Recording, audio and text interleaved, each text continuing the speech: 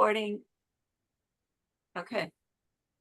Laura, thank you for being here tonight with us on the porch and going to spread some light on what these new rules we have coming down from the National Association of Realtors is doing in your world. We are a little familiar in the real estate world, well familiar with it, I say. I don't know how many classes I've been to, but you know, we've been talking about it for a long time. So could you fill us in on that? Yeah, let me fill you in on the buyers side of it. So as we know, the process has changed. It really changed, but all the same in the end. But so for me, when I'm working with a buyer and I'm doing our due diligence, getting them pre-approved, if the buyer is going to have to pay the buyer's broker from their own funds, we do need to verify that those funds are available and communicate that with the buyer so they're aware of that. They may not know that at that stage. The seller may still be paying. That's part of the new disclosure. The seller disclosing whether they're going to pay the buyer's broker or the buyer will pay it themselves. So it's so much more important. Well, it's always been important, but that we communicate with the buyer, communicate with the realtor, the available assets that the buyer has, and the ability to pay and the ability to pay those additional costs if it might happen.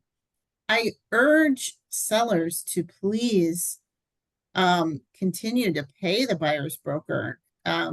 What may happen if they have a fine line and they're like, I don't have to, I'm not going to,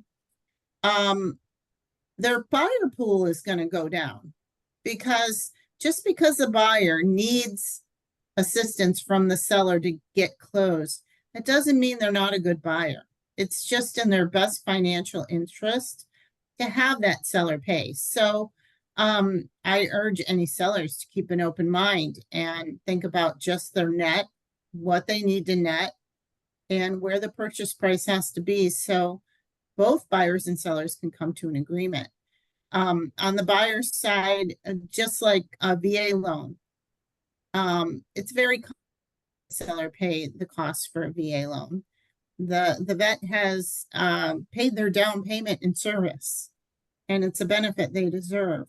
So that is another reason you really need to, as a seller, consider this. As agents, you are all going to do, you know, the negotiation.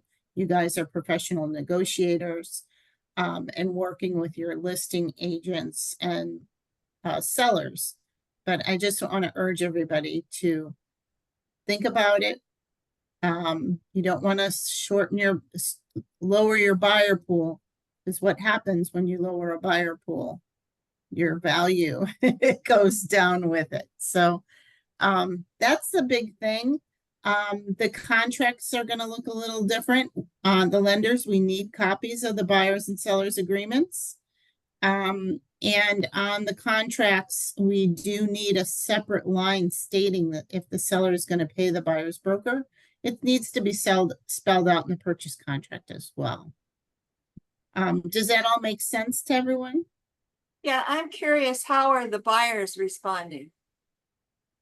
The buyers, they never really knew the difference anyway, so it's not like a big shock. But everybody's different and everybody's financial situation is different. It's just the same old process we have. We just add that to the closing costs, and they're prepared for it. Now, I understand you can add it to the closing costs that they bring to the table, but it cannot be financed in. Is that correct? Correct. They cannot finance it. They can't roll it into the loan. Reason being, that would change their loan to value and affect their financing. So even if we have someone with 20% down, they may still need, they have enough for the 20% down, but they may still need those sellers concessions to keep them at that 20% down so they don't have to incur the extra mortgage insurance or cost. So financially, it would be wise for them to get that credit. So they would actually have to come to the table with that in addition to their normal down payment. Correct, So that means the buyers have to come up with more cash now. correct, which Yeah. is really important when Yeah. someone's considering being a buyer. To find this out sooner rather than later, get pre-approved early. If you need to save some money, have a plan, and let's get your plan in place. Let's make sure your credit's in order, you have enough funds to close. So it's not always, a race to the finish line. Let's just go through the process and get those buyers in the best shape possible to become homeowners. All right. I agree. Yeah. Unfortunately, it's put a burden or the monkey on the buyer's back. But by the same token, I still am convinced that if we are explaining this properly to the seller, that it should be business as usual. About the only thing I see in advance is the commission rates may go down. Instead of being the norm of 6%, it may go down to, 4, or 5. But by and large, if the sellers don't want to contribute to that commission, it's not going to be beneficial to the seller. And Right. certainly the buyers are put in a pinch because now they have to come up with all this extra money in addition to their down payment that they've never had to do before. Yeah, Right. buyers, at least the buyers I typically have, that would be an impossible situation. And most of the buyers, I find they're stretching in houses. The prices of houses have just gone up so much that it's not affordable. And for the buyers to have this extra, as you say, burden, monkey on their back, of having to pay their buyer broker agent commission, then it's going to put them back on the sidelines, or they're going to have to look in a pool of houses that is much under what they were, trying to. Yeah. I have noticed an increase in housing between the price point of like 280 and 310. In that range, I've noticed an increase in those sales within the last month or so. Right. when you're Because that still brings it more affordable. But when you start ticking up over 450, it's a little bit harder. Right. Yeah. And when in the conversation with the seller, we have this picture here of, we're going to sell your house. Okay. So you're in the picture. I'm the selling agent. I'm in the picture here. See, we're right here. We're going to sell the house. Who's missing? Buyer. Right. And how do we get that buyer? They have So the money. we're gonna ask the buying agent to come and pay the fee without any help whatsoever. And so they're out of the picture. You're not, this isn't gonna sell the house. That's one avenue of marketing that you're totally missing out on by Right. not including that buyer's agent. It has always taken a buyer's Yeah. agent, a seller's agent to sell your house. Right. And it still takes a buyer's agent. The same way with doing brokers opens. Why do you do brokers opens? Because you want to let other agents that may have clients in the wings know about your house so that, they can bring their buyers to the table. Now, Right. what's going to incent them to bring the buyers to the table? There's got to be some sort of incentive there. Yeah, I think the sellers need to understand they've always been paying the buyer's broker. It just was not disclosed that way. Yeah. It was disclosed to the seller's broker and then they shared it. So I think it's telling the sellers, it's always been that way. That's the way it's been. We're just disclosing it a bit differently. And it's their net sheet that's important. The bottom line, if they're getting what they want for their house. Well, that's one of the things that's always bothered me because, and I've said that to the girls as well, that, the seller is hiring me to sell their home. If I need to incent a buyer's broker with part of that commission to bring a buyer to the table, well, that's part of my strategy, or that's part of the marketing plan, you know, which in essence it is, because if I rule those folks out, that's one avenue of marketing I don't have, you know? Yeah. And that means I have to find the buyer for your house also. And there's That a doesn't good work. reason why we need a buyer representation. Because sure, we can, if we're the listing agent, we can help sell the house and, you know, it's all great. But I think buyers should have their own representative. I really do. Yeah. They really, Yeah. I think it's more secure. I feel better about it going into the whole transaction. And I would think the buyers would want that as well. Yeah, Big because they fear have is- somebody, you know, somebody kind of like on their back, you know, supporting them. You know, You the know? big fear is that all these buyers are gonna see the sign, call that number, and then they are going to use that listing agent as their, you know, transaction agent, and that will happen a lot. But When- you have to really think. These buyers will have buyer broker agreements with their agents as well. So that will be another additional conversation as a lender. I need a copy of that buyer broker agreement, Yeah. so I know what you're paying your broker. Is it 3%? Is it 2.5? So we do calculate that in the pre-approval and making sure they have enough. When I first started, 2011, there was about 50% of the agents using those agreements with buyers. It was about 50-50, I would say. The brokerage that I was with never mentioned them to me. When I Yeah. started, I was The at, ones that I've dealt with in other states have used it Yeah. already. when I was at a SCAR meeting one time, and they almost came to fisticuffs over the thing. You know how we get pretty excited about things. Because Realtors? No.